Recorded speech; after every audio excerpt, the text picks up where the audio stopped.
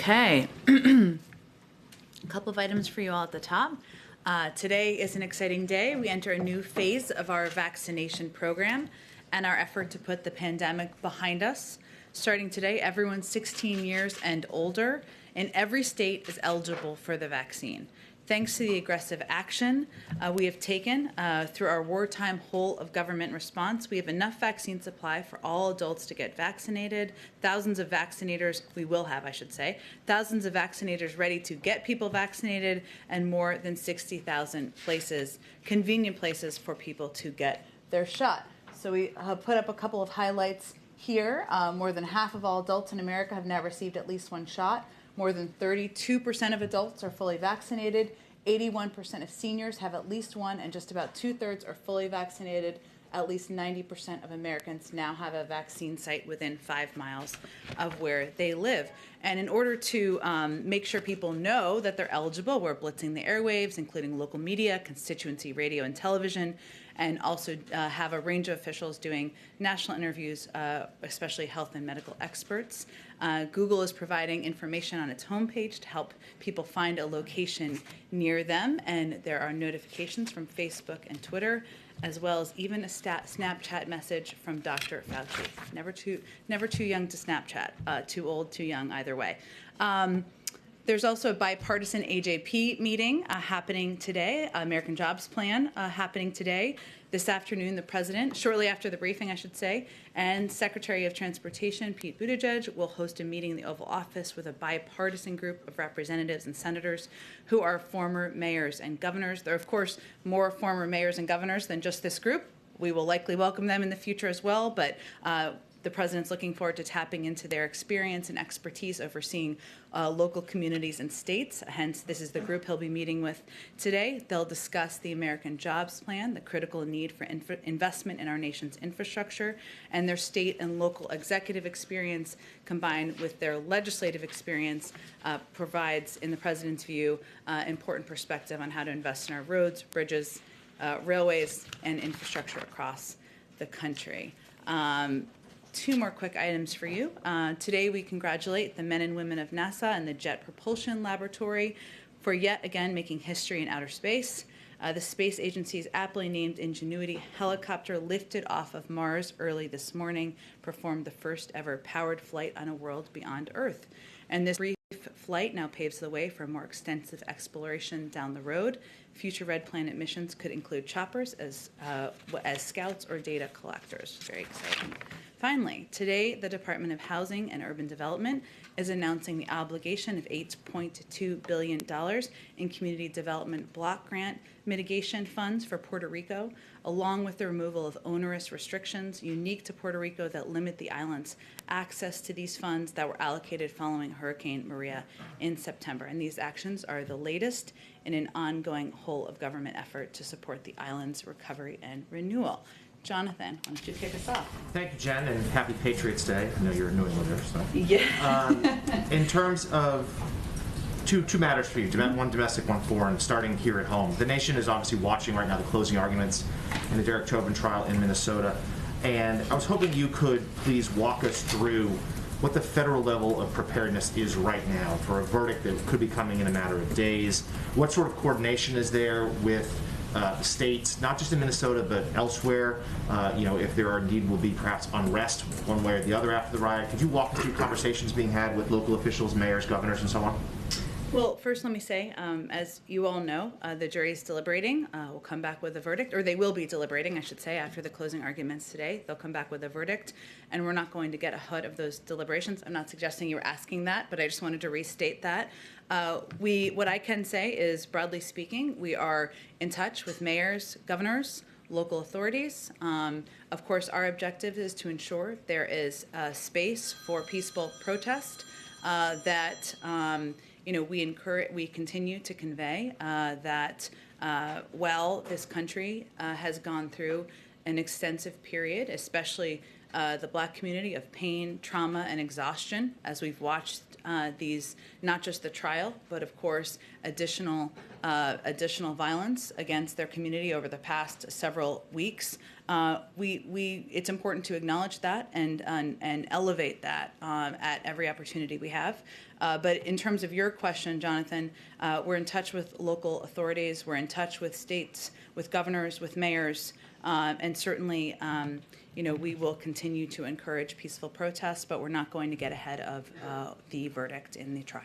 Is there recommendations about in terms of the National Guard and deployments? Have there been conversations about that? There's a range of conversations about how to ensure that no matter what the outcome, there is space for peaceful protest.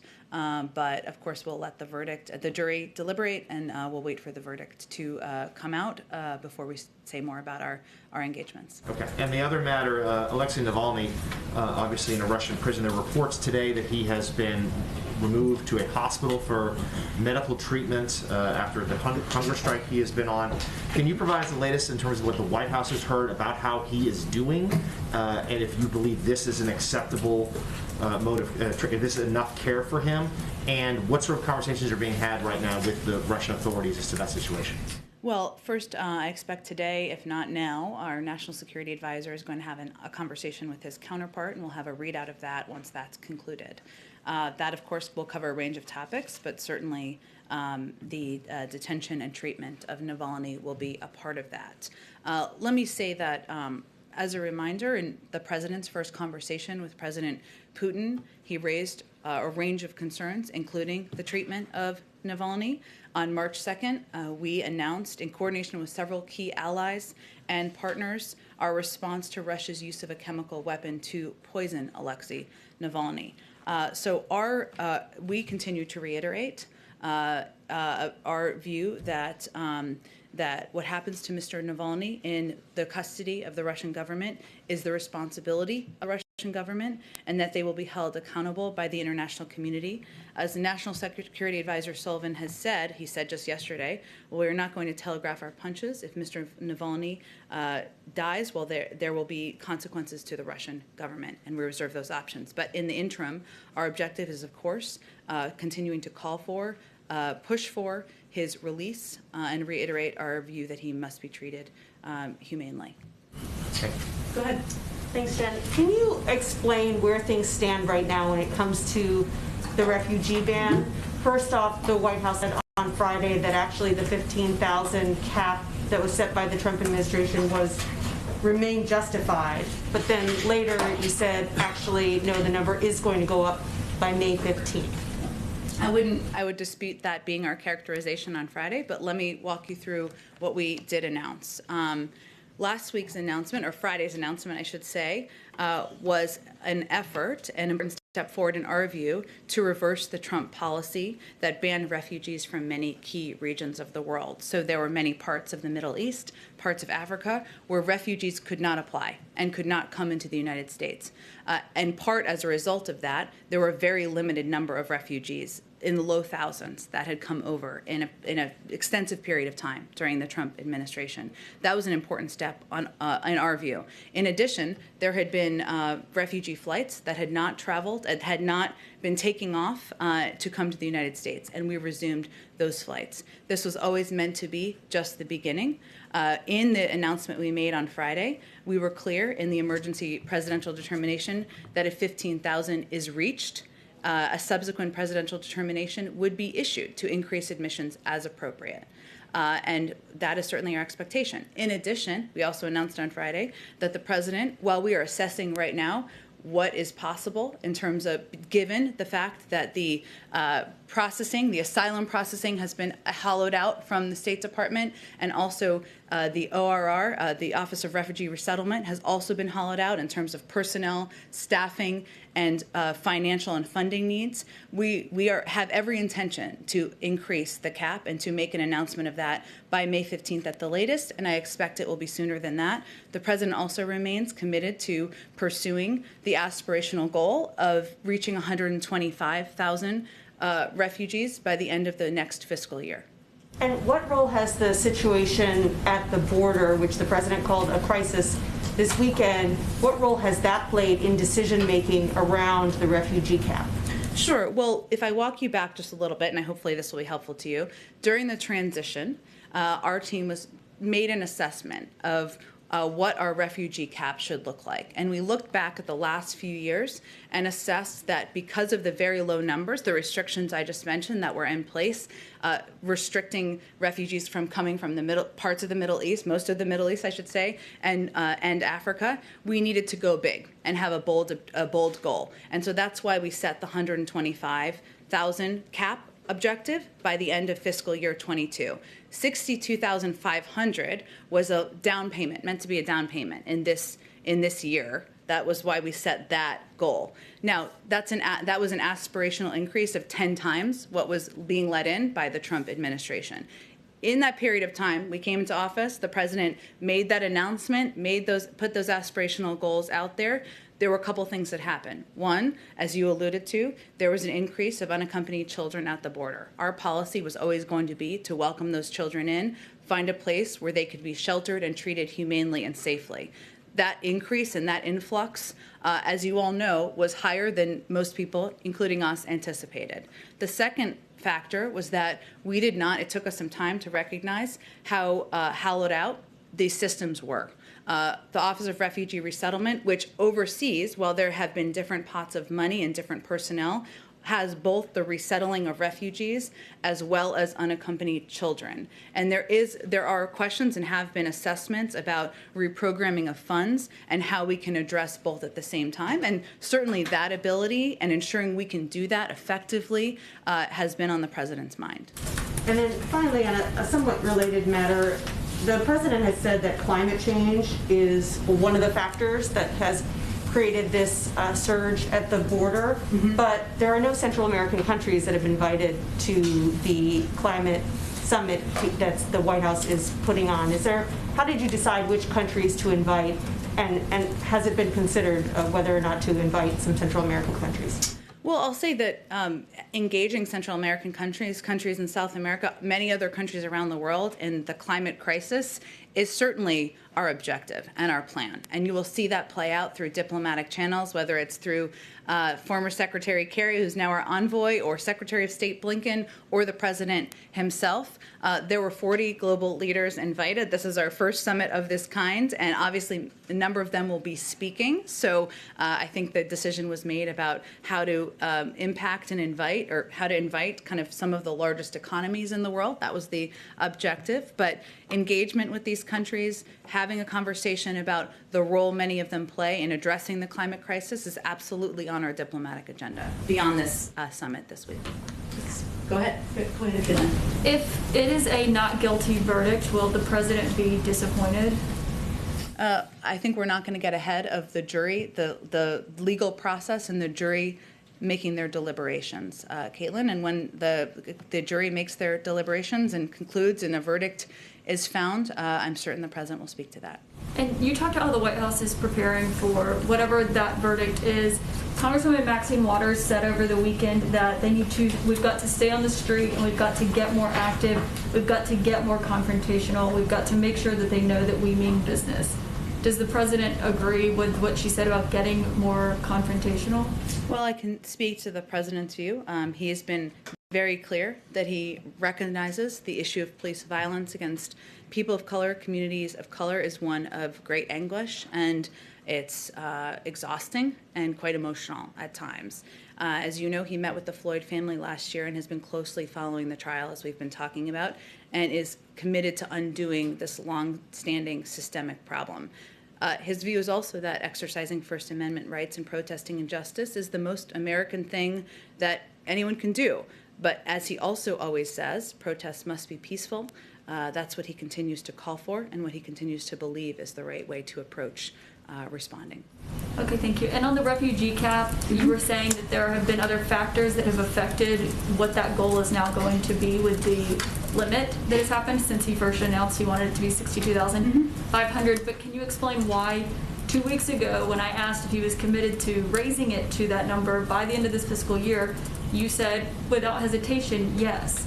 So I don't understand what has changed in the last 2 weeks to change those numbers, given 2 weeks ago there were the surging numbers at the border already happening? Well, first, I mean, the goal he set was 125,000 by the end of the next fiscal year. And 63,500, sorry, that was a tongue twister, is meant to be a down payment on that. And he will absolutely be putting out a cap, an increased cap, over the course in advance of May 15th. So he would absolutely like to get to that goal and reach that objective. But we also want to assess, and that's what we're doing now, what is possible given the fact that the Office of Refugee Resettlement has been hollowed out, and given the fact that the system has been in worse shape. And we're just taking the time to do that. That goal was always aspirational. It was always a huge goal, 10 times what the Trump administration had welcomed in terms of refugees. And so we're going to put out a number. He will put out a number in advance of May 15th. But you say it's aspirational, but clearly you thought it was possible given the Secretary of State told Congress about it, the President committed to it. So why put a number out there if you can't meet it? Because it does give people false hope that you're going to let in 62,500 refugees by the end of September. Well, I think it's also important for people to understand that the challenge is not the cap. The challenge is the ability to process, the funding, the staffing, and welcome refugees in. The cap is a number that anyone can set. The biggest battle to getting more refugees in during the Trump administration was the fact that there were regional limitations put in on refugees coming in from the Middle East and Africa. We've changed that cap. We've changed that policy, I should say. So the cap, the number was always going to be. We made, as I said in response to Nancy's question, we knew it was an aspirational big goal when we set it. It was going to be 10 times what the Trump administration had set as their goal. And we are looking ahead to, and we are hopeful about reaching that 125,000 number as we look to next fiscal year. But as we came in and assessed and have had time to assess and have the teams that have had time to assess where the challenges are, we learned more about how hollowed out the systems were. We learned more about the challenges in processing. We learned more about, of course, the impact of what the influx of unaccompanied children would be on these considerations. But shouldn't you have assessed that before making a commitment? Well, the president made the announcement in early February, and he felt it was important to send the message to the world, which remains his view, that we are now a country, again, that is going to welcome in refugees from around the world. That continues to be his point of view, continues to be his objective, continues to be his policy. But sometimes it takes a little bit of time to lift up the hood, kick around the tires, and see what the big problems are. And he made that announcement within 2 weeks of taking office. So clearly we've had some time to do it since then. Go ahead. Thank you, Jen. I'm still just a little bit confused about what changed between 1 p.m. on Friday and around 4:30 p.m. on Friday to go from we're not raising the refugee cap to we are raising it by May 15th. What changed in those 3.5 hours? Well, I think as I just outlined, we never said we're not raising the refugee cap. In the morning we said, actually, and with the information we put out, was that once we reach 15,000, we will raise it. That was not accounted for in some of how people were some of how people were digesting the information. And we wanted to be clear and send a message that we are a country that is welcoming refugees. Let's be clear, we are changing the policies of the last administration. We are changing the policy of not welcoming in people from Africa or people from the Middle East. That was the biggest factor preventing refugees from coming in during the last administration. So are you saying this had nothing to do with the pushback from some Democrats on Capitol Hill, from Senator Dick Durbin to Congresswoman Alexandria Ocasio-Cortez? I don't think you've articulated to me what our change in policy was. What was our change in policy from the morning to the afternoon? The executive order from Friday morning said that the admission of up to 15,000 refugees remains justified, period. And yes, there was a caveat that you could raise that cap later, but I mean, it explicitly That's a pretty says that important right there. caveat, that when we reach 15,000, a subsequent presidential determination could be made. And again, the biggest challenge, because people weren't understanding what we were conveying to the public and weren't conveying what we were trying to project to countries around the world. And it's incumbent upon us to make sure there's an understanding of what the president's policies are, what he's trying to achieve, and what he feels morally is that we're going to welcome in refugees from around the world, change the policies from the past administration that where they were not welcoming in refugees from the Middle East and Africa. And that was important to him to take that first step and move it forward. The line said the admission of up to 15,000 refugees remains justified. And Can you understand how some people would interpret that? Well, I think we all the have a way that we did? responsibility to provide all of the context. And so what I'm conveying is that we also included is reached that a subsequent presidential determination would be issued to increase admissions. And again, the battle is not the cap. The issue has been the limitations that have been put in place in the past. We overturned those and changed those, and it was always meant to be a first step. So back to my other question. Does this have anything to do with the pushback from Democrats on Capitol Hill? I don't think you've articulated what our change in policy is, so go ahead. That's not my job to do that. That's not my job to do that. Well, it is if you're asking a question. Go ahead. I'm asking about the pushback from progressives on Capitol Hill. But what was our change from the morning to the afternoon?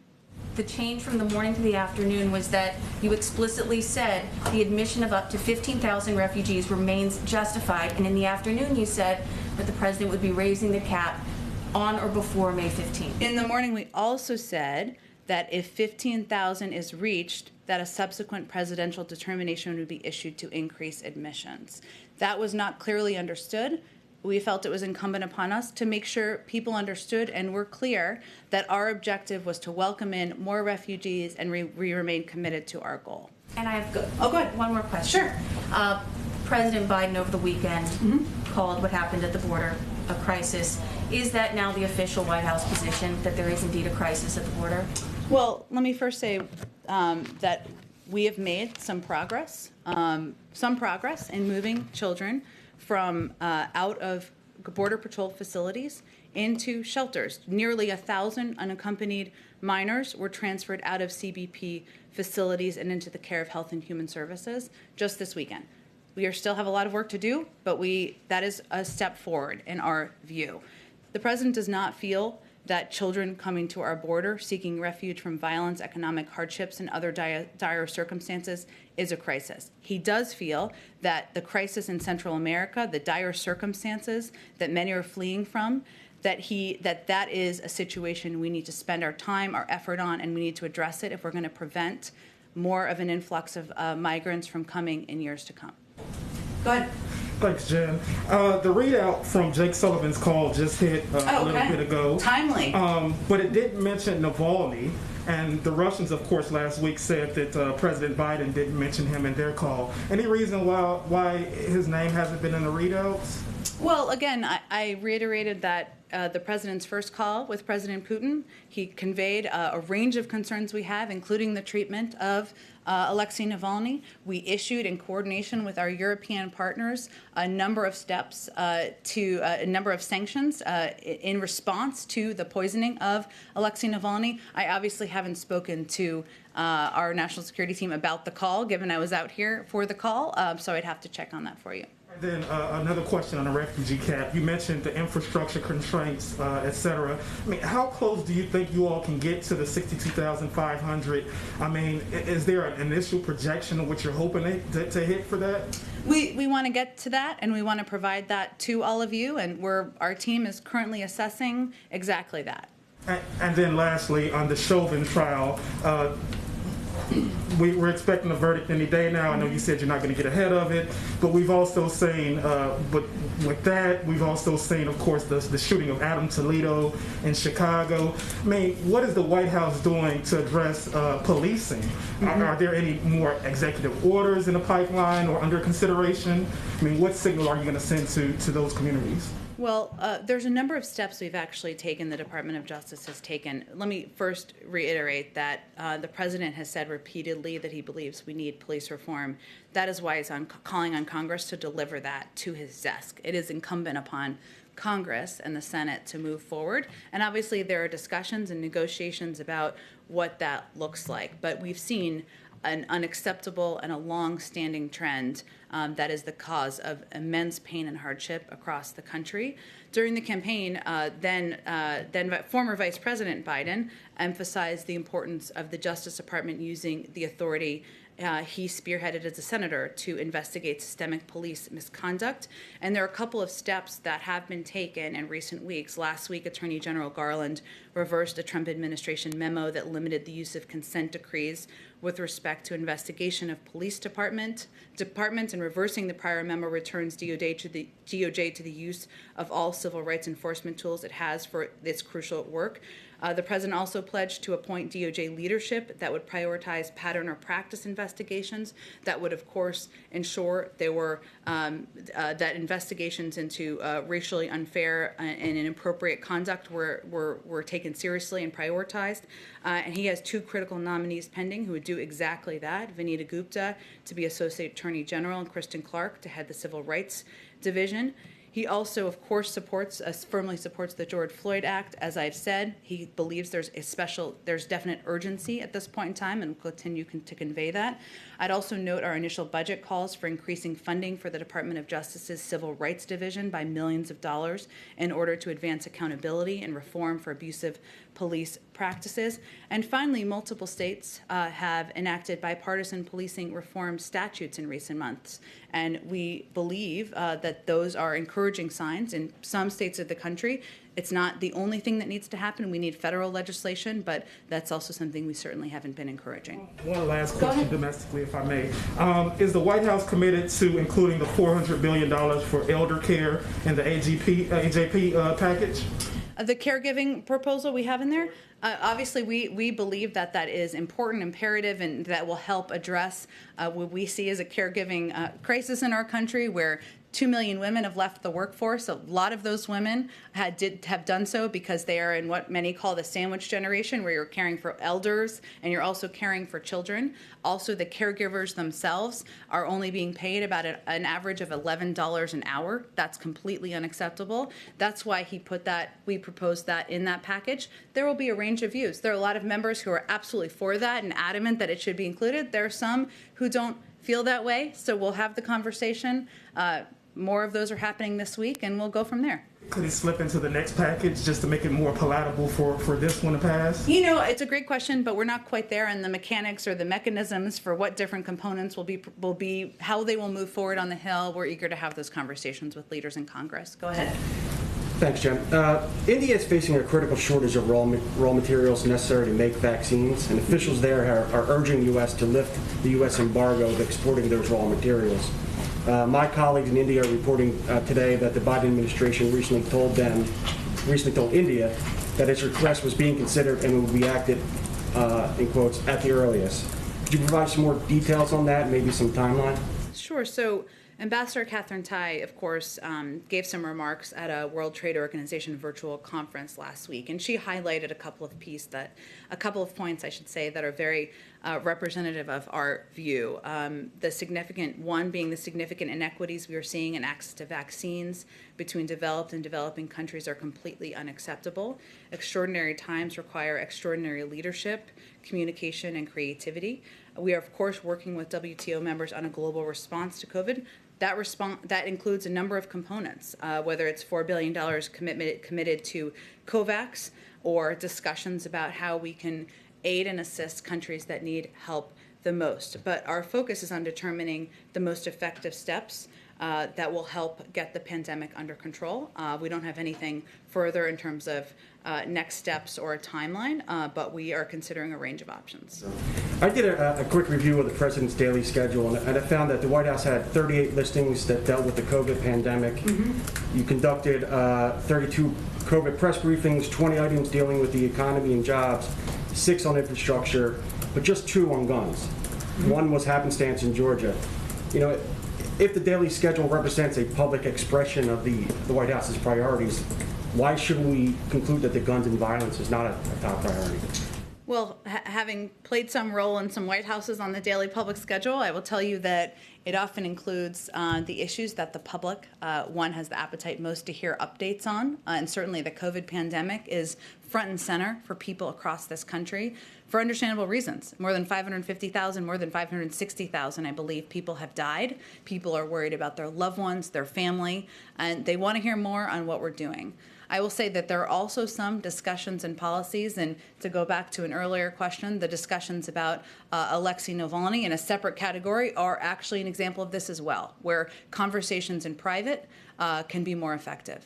And on guns, there's no confusion about where the president stands on guns. He spoke to this issue quite passionately on Friday. He's been an advocate through the course of his career for decades, not only verbally, but he's led the fight to get background checks in place, to ensure the assault weapons ban was placed, to led the effort to get almost 24 executive actions in place during the Obama-Biden administration, and just announced a few recently. There's no confusion about his view. The American public also supports background checks, more than 80%. So I would say that this will continue to be a central focus of his presidency, of his time in public office, and he will use every lever he can to get it done. But I wouldn't confuse public speeches for what actions or commitment he or any president has to an issue. One other quick question. There's increasing evidence that methane emissions are much higher than what's been accounted for. Is the president committed to releasing a specific target for methane reductions as part of the U.S. announcement this week? I know we'll start some preview and background calls tomorrow, and hopefully we're going to have some climate experts come to the briefing room later this week as well, but I'm just not going to get ahead of our planned public announcements or decisions that are still being finalized. Go ahead. Thanks, Jen. There were some reports recent days about people counterfeiting their vaccination cards, going around with cards that say they're vaccinated so they can maybe get in places where they otherwise couldn't. Is the administration aware of those reports, concerned, having conversations with local officials about how to counteract that potentially? We are certainly aware of them. We've seen the reports, and we, of course, defer to law enforcement and other authorities who are overseeing and cracking down where this has come up. I don't have a number or percentage or data to give you on how expansive this is. I mean, the fact is, as of today, every adult American over 16 is now eligible. So the best way to get a vaccine card is to get vaccinated, and that's what our focus will continue to be. Another question on Navalny, given Jake Sullivan's comments yesterday about consequences. Yeah. President Biden obviously has requested a summit with Vladimir Putin. If Navalny dies in Russian custody, is that summit still on the table? Well, let's certainly all hope and pray that that is not the outcome we're looking at. And again, there are a range of private conversations that occur diplomatically, and we continue to reiterate publicly as well our call for him to be released, to be treated humanely. But I'm not going to get ahead of a horrible outcome like that. Go ahead. Jen, I've got a vaccine question, but just first a quick follow-up to my colleague's questions about the refugee cap earlier. You said that the issue about the cap statement on Friday was not clearly understood by some people. Would some of the president's Democratic allies on the Hill be some of those people that did not clearly understand? Well, I don't think I was placing blame. I was more characterizing that we recognized that we needed to be clear and make sure people were understanding what our objective was, and that the president remains committed to welcoming in refugees from around the world, that the announcement on Friday was intended to be a first step, intended to convey clearly that we are overturning what we felt was a xenophobic policy of the past administration to prevent people from many parts of the Middle East and Africa from applying for refugee status, and to resume flights, and that we remain committed to welcoming refugees in. So we provided more information, as sometimes is necessary to do. Okay. And on the Johnson & Johnson vaccine, it's been almost a week since it's been paused. Indications that it may still be a few more days before we understand what the next step will be.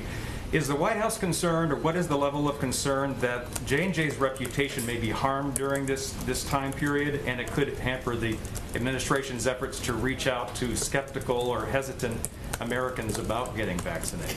Well, it's interesting. We actually haven't seen data, unless you have, which is possible, that has suggested that has been the outcome. The FDA is the gold standard. They took this step out of an abundance of caution, as they've said, to ensure that the American people could have confidence in their actions, the high level of review and the high standards that we have in the U.S. government.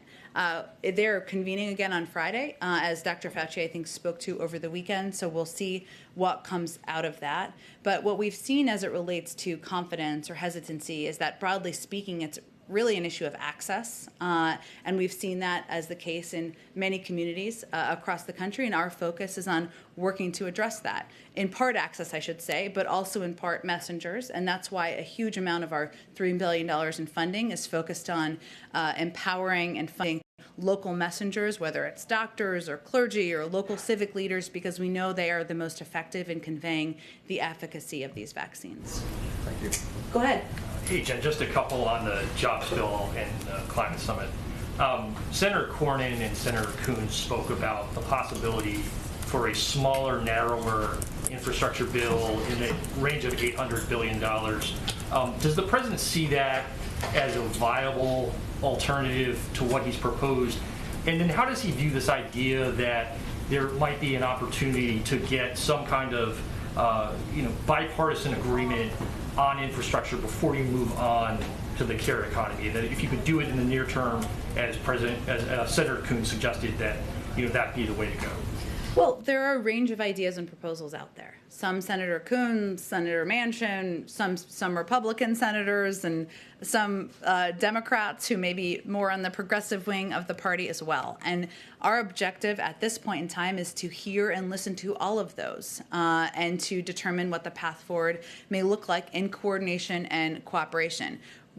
The president's bottom line here is that the only thing we cannot do is fail to invest in our nation's infrastructure, rebuild our economy, and create millions of jobs.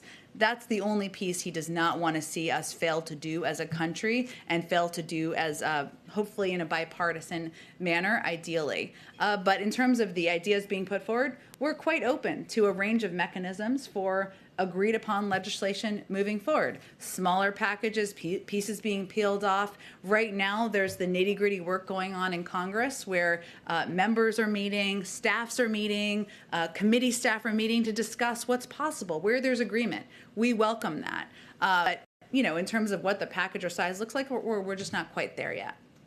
On the climate summit, I know you don't want to get ahead of the decision on emissions targets for 2030, but broadly, how is the administration thinking about striking the balance between a target that's aggressive and that will meet the needs of the demands of climate change versus ones that may not be achievable and could lead to job losses in the next 10 years? How is the president looking to strike that balance? Well, the president believes that green jobs are jobs, right? I mean, they are a way to invest in and this is very central to the American Jobs Plan. And when we talk about the climate summit and how we're thinking about setting these targets and how we're going to achieve them, a big part of that is investing in areas of our economy where they're industries of the future, where we can create and build out industries and create jobs where we're also able to meet our targets that we'll set. So he thinks of them as in lockstep, and that's one of the reasons why when he put out his climate plan during the campaign, he had labor leaders and climate advocates meet together and discuss how we could work together on a path forward. But if you look at areas like electric vehicles or weatherizing infrastructure, these are areas where there's an alignment on they're creating jobs, they're investing in industries, they're putting people back to work, and they're also doing it in a way that is, helping us reach our climate targets. Can I just do one more? Yep. Just to follow to Nancy's question. You mentioned the Office of Refugee Resettlement, that it's exhausted its funding. Do you expect the administration to ask for some type of supplemental for that office in the next few weeks to help them meet their demands? I would say the first step, there's some considerations of reprogramming funding, which is, of course, a factor internally. but I'm not aware of an intention to request additional funding. I can check and see. Obviously, we'll put out our budget that is forward-looking in May, but in terms of, I think you're asking about an emergency supplemental, I'm not aware of that consideration, but I'll check on that for you and others who I'm sure are interested. Can I jump in real quick? Are we still on track for the 1 o'clock presidential meeting, the pool call? Yo, yes. Okay, so you. Okay, we're almost wrapped here. Let's just go to one in the back. Go ahead. Sorry, Thanks. Just I was not paying attention to the time. Thank you for the reminder. Go ahead. Just a couple quick ones. On Johnson & Johnson, between the pause and then the issues at the Baltimore plant, is the administration still expecting Johnson & Johnson to be on track to deliver its promised amount of doses by the end of the month? Well, I think the next step with Johnson & Johnson is for the FDA to meet and determine what the considerations are for the path forward. As we look at our own preparedness here, we have ordered enough supply to ensure we can meet the demand by the end of May, and enough supply to vaccinate every adult American by the end of July without Johnson & Johnson. So that's where our objective and our focus remains. Pfizer has also announced that they are going to try to expedite some of their production as well. But in terms of Johnson & Johnson, the next step is really Friday and whatever comes from there, and we certainly will refer to the FDA. I'm sorry we have to wrap up because you guys are gathering in about 30 seconds here, but thank you everyone so much.